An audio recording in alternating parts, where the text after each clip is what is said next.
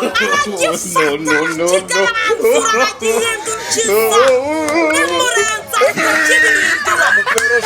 haleluya Yesu nawe bijyamurenza akakibirindura icyo ni igikibirindura kibirindura haleluya yarakibirinduye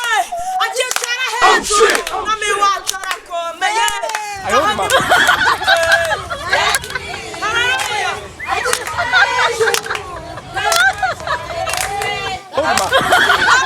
Yesu wacu ararenze kandi arakomeye iyo ageze ku gitare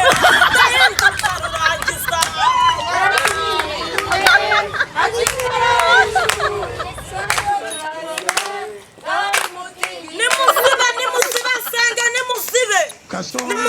nimusibe nta kajagari nta mwanda mu bya Yesu nta kujarajara haleluya Kristo ndagushimiye ko waturebereye radi nijoro yaragiye kunsora mutimbura ingumi yo mu gatuza haleluya Imana yampaye imbaraga nikuramo igipfunsi ndamuvutura Kasongo mbona wewe songa libalo Mombali nanga Kasongo mbona wewe songa libalo Kasongo Mombali nanga Kasongo mbona wewe songa libalo Kuri mwese murabizi ko Imana aho yadukuye ni hanini nta nkweto twagiraga bamwe nta telefone yatanze ture kugira ngo Imana ibahe ibintu birenze ibaha amashati meza ibaha udukweto twiza uhere ku murongo muture muri ayo matelefone yanyu Imana iza guhindi touch irenze iyo ngiyo nukuri muze muture byakora kandi ushyiramo ubusa ndaburi gasura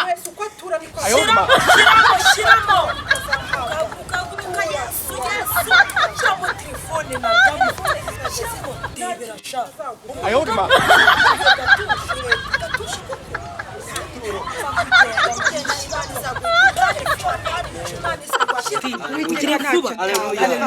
nukuri mukihebe Imana irakora nukuri irakora zana n'ibyo byose ufite uzane n'iyo myenda ufite ushyizemo bitanu wumva Kristo azana ayo mashaka ndakwicara bene data nukuri ndagusubiza benshi nagira ngo Yesu urayatuha amashati menshi haleluya ariko nakimanisha amashati y'amakarokaro menshi nubwo ndagusubiza Imana iguha amafaranga mwene data iguha amafaranga mu izina rya Yesu iguhe byose haleluya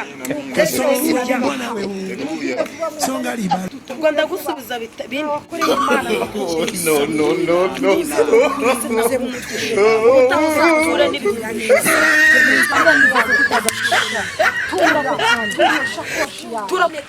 Kasongo Mombali nanga Kasongo mbona wewe songa libalo Kasongo Mombali nanga Kasongo Mombali nanga Kasongo mbona wewe songa libalo Kasongo urusengero nakugiye udafashije iki se kandi Kasongo mbona wewe ayahe songa libalo bwayo Kasongo iki ni igitabo cyanjye natuye bansubiza kino ora wowe ko waje kwiba mu rusengero Kasongo pasura ahubwo mwereka aho bijya kubera hariya imbere hari ahantu biri bubere mbona wewe cyane n'igitabo cyanjye hari ibyo mu rusengero nakubonye nanjye se ko ndi umukoboyi mba ntacyo aya musa ntago Kasongo mbona wewe bishoboka songa libalo kareka aho bibera hose ni weri n'agacupa Mombali nanga biri mu Kasongo mbona uvuga wewe ntushaka kwiboroka songa libalo si byo mubwira se ariko ntuvuge ngo sina nagituye igitabo cyanjye bagarura kino oya nakureza nari ncanye ku jisho rega Kasongo kintu mbona wewe songa libalo